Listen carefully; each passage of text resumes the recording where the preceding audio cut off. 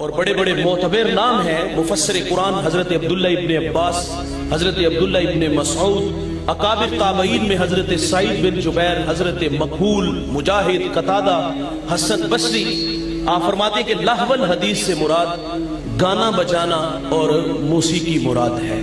نظر بن حارث کا کام کیا تھا؟ قصے کہانیاں اور ناچ گانا، اور فرمایا جو اس طرح کے کام کرتے ہیں ان کے لیے رسوا کرنے والا عذاب ہے۔ دوستان عزیز، یہ گانا، یہ موسیقی، اس کا ہمارے اوپر حملہ کب ہوا؟ یہ خلافت راشدہ کے دور کے اختتام پر یہ ہمارے اوپر موسیقی حملہ آور ہوئی تھی۔ تاہم اس وقت تو ملت اسلامیہ کا نظام دفاع مضبوط تھا، تو اس نے آبادی کے انتہائی قلیل حصے کو متاثر کیا۔ آج 14 صدیاں بیت گئیں اور ملت اسلامیہ کا نظام دفاع کمزور ہوا، اور یہ موسیقی ہمارے جسموں میں سرایت کر گئی۔ کل تک جو روح کی سزا تھی، آج وہ روح کی غذا ہے۔ بقول اقبال کے وہ کہتے ہیں کہ تھا جو نہ خوب با تدریج وہی خوب ہوا، کہ غلامی میں بدل جاتا ہے قوموں کا ضمیر۔ کل تک جو روح کی سزا تھی، آج وہ روح کی غذا ہے۔ گانا گانے والے اللہ کا فضل بھی کہتے ہیں، بچپن کا شوق بھی بولتے ہیں۔ سننے والے اس کو روح کی غذا کہتے ہیں۔ نہ گانا گانے والے نے غلط کہا، نہ سننے والوں نے گناہ جانا۔ میرے کریم آقا صلی اللہ علیہ وسلم فرماتے ہیں کہ میں محمد تو آلات موسیقی کو توڑنے آیا ہوں، اور فرمایا جو باندیوں سے گانے سنے گا، اللہ قیامت کے دن ان کے کانوں میں سیسا پگھلا کے ڈالے گا۔ اما عائشہ سے روایت ہے، میرے کریم آقا صلی اللہ علیہ وسلم فرماتے ہیں کہ جو اس حال میں مرا کہ وہ گانے سن رہا تھا، فرمایا مر جائے تو اس کا جنازہ بھی نہ پڑھو۔ یہ کوئی عزت کی موت نہیں کہ بندہ گانے سنتا مرے۔ ہمارے گجرانوالہ میں ایک قاری قرآن تھے، قاری عبداللطیف جلالی، تقریباً آج سے 8 سال پہلے کی کہانی ہے۔ یکم رمضان ہے، نماز فجر کا وقت ہے، پہلی رکعت کا پہلا سجدہ ہے، پیشانی اللہ کے حضور جھکی ہوئی ہے، اور وہ عالم، وہ حافظ، وہ قاری سبحان ربی الاعلیٰ کے نغمے آلام رہا ہے۔ اللہ نے فرشتے کو بھیج دیا، جاؤ اس عالم کی روح کف انسری سے کھینچ لاؤ، اور کھینچ کے لے گیا۔ اس نے داعی اجل کو لبیک حالت سجدہ میں کہا، قیامت کے دن جب اٹھے گا تو اس کے لبوں پر سبحان ربی الاعلیٰ کے نغمے ہوں گے۔ جیو تو شان سے، مرو تو ایمان سے۔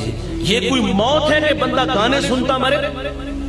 امام منذری الترغیب والترہیب میں روایت لائے ہیں، اور یہ 6 صدی کے محدث ہیں، حدیث کی معتبر کتاب ہے۔ آقا کریم صلی اللہ علیہ وسلم فرماتے 2 آوازیں قابل لعنت آوازیں ہیں۔ ایک فرمایا خوشی کے وقت گانا، اور دوسرا فرمایا غم کے وقت بین کی آواز۔ فرمایا یہ دنیا اور آخرت میں قابل لعنت آوازیں ہیں۔ دیکھیں، اسلام خوشی سے منع نہیں کرتا۔ اسلام نے ہمیں تعلیم دی ہے، نعمت ملے تو چرچا کرو۔ نعمت کے حصول پر منہ بسورنا نعمت کی بے قدری کہلاتا ہے، اور یہ بات بھی پیش نظر رہے کہ اسلام ایک غیرت مند دین ہے، وہ اپنے ماننے والوں کو بےہودگی کا درس بھی نہیں دیتا۔ رخصت ہے کہ نعمت ملے تو چرچا کرو۔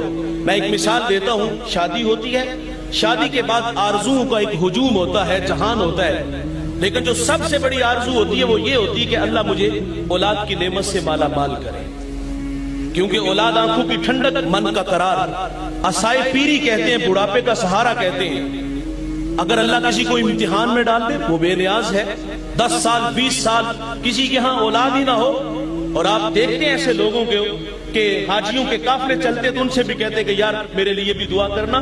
شیخ کی چوکھٹ پہ حاضر ہوئے تو حضرت سے بھی کہا کہ حضرت میرے لیے دعا کرنا کہ میری گود میں لال مجھے اللہ بیٹا عطا فرمائے۔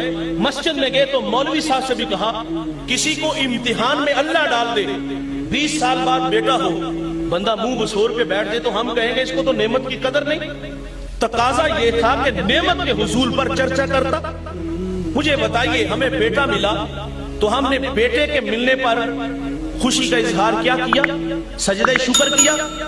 کیا اپنی خوشیوں کو دوبالا کرنے کے لیے سونے محمد کا ذکر کیا؟ ہمارے ہاں ایسا بھی نہیں ہوتا۔ میرا تعلق ایک دیہات سے ہے، ہمارے دیہاتوں میں کسی کے ہاں بیٹا ہو تو وہ سب سے پہلا کام یہ کرتے ہیں، وہ ڈیک آن کرتے ہیں، اس خیال سے کہ اس کے کان میں کسی غیر کی آواز نہ پڑے۔ وہ بھائی قابل لعنت کو آواز ہم نے ڈال دی، حالانکہ حکم یہ ہے کہ اس وقت داعیہ کی آواز بھی اس کے کان میں نہ پڑے، اس کے کان میں سب سے پہلی آواز ہو تو وہ اللہ اکبر کی ہو۔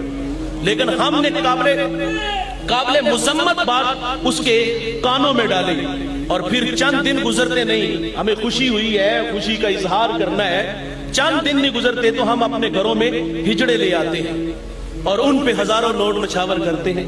میں کہتا ہوں اللہ نے آپ کو دولت سے نوازا ہے، اللہ نے آپ کو بہت بڑی دولت اولاد کی صورت میں دی ہے، اور ایسے موقع پر آپ پیسہ لٹانا چاہتے ہو تو ہجڑوں میں کیوں لٹاتے ہو؟ اپنی ہمسائیگی میں دیکھو، بیوہ کے یتیم بچے دیکھو جو نانے شبینہ کو ترس رہے ہیں۔ اگر دولت لٹانے کا شوق ہے تو ان غرباء پہ لٹاؤ، ان مساکین پہ لٹاؤ، لیکن ہماری دولت کہاں لٹتی ہے؟ جہاں نفس کو حظ ملتا ہے۔ کتوں کی لڑائی آئی تو وہاں لٹایا، کرکٹ میچ آیا تو وہاں 1 لاکھ کا انعام دیا۔ ہم نے دولت وہاں دی جہاں دولت لٹانے سے نفس کو حظ ملا۔ کاش کہ ہم دولت وہاں دیتے جہاں لٹانے سے رب راضی ہوتا۔ وہ ایک شاعر کہتا ہے، دیکھا ہے میں نے شہر میں کوڑے کے ڈھیر پر 2 بچے لڑ رہے تھے فقط ایک بیر پر، فصلوں کو کاٹتے کچھ ٹوٹی چوڑیاں، کچھ بک گئی ہیں دوستوں گندم کے سیر پر، اور گندم امیر شہر کی ہوتی رہی خراب، بیٹی مگر غریب کی فاقوں سے مر گئی۔ اور محسن نقوی کہتا ہے، محسن یہ غریب لوگ بھی تنکوں کا ڈھیر ہوا کرتے ہیں، کبھی پانی میں بہ گئے تو کبھی ملبے میں دب گئے۔ اللہ نے آپ کو دولت سے نوازا تو ہجڑوں میں کیوں لٹاتے ہو؟ ہمارے گجرانوالہ دلہ چوک پہ ایک بوڑھا دن دہاڑے آٹے کا تھیلا اٹھاتا ہے اور تھوڑ لگاتا ہے۔ نحیف تھا، چند قدم چلا کہ لوگوں نے پکڑ لیا اور خوب زد و کوب کیا، اور بعد میں سوال کیا، بوڑھے یہ جرت کیوں کی؟ تو اس بوڑھے کی آنکھوں میں آنسو تھے، کچھ زخم لوگوں نے دیے اور کچھ زخم اس کے سینے میں تھے۔ کہا کہ یہ جرت کیوں کی؟ تو وہ بوڑھا کہتا ہے، 1 ہفتہ ہو گیا یہاں میں چوک میں مزدوری کے لیے آتا ہوں اور لوگ مجھے بوڑھا سمجھ کے چھوڑ کے چلے جاتے ہیں۔ ہفتہ ہو گیا میرے گھر میں بچے بھوک سے مر رہے ہیں، آج ان کی بھوک دیکھی نہیں گئی تو چوری کرنے پہ آمادہ ہوا۔ اور دولت یہاں لٹاؤ۔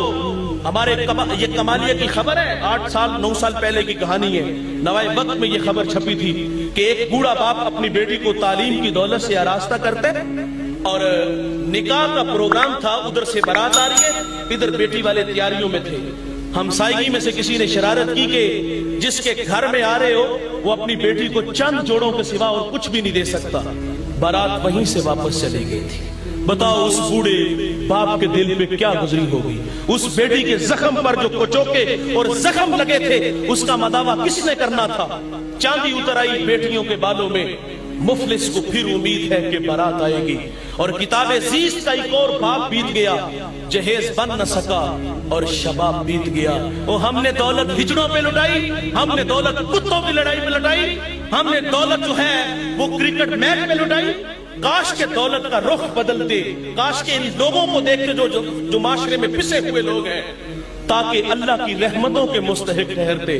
ہمیں بیٹا ملا تو ہم نے ہجڑے نچائے، اور پھر وہی بیٹا جب بالغ ہوتا ہے، شادی کے قابل ہوتا ہے، تو ہم نے اپنے ہمسایہ ملک سے جو رسومات لی ہیں اور رسم حنا کے موقع پر جو اختلاط و مرد و زن اور ڈھولک کی تھاپ پر ماں بھی، بہن بھی، بھائی بھی، یہاں تک ہم نے دیکھا کہ بوڑھی دادی بھی ناچتی ہے۔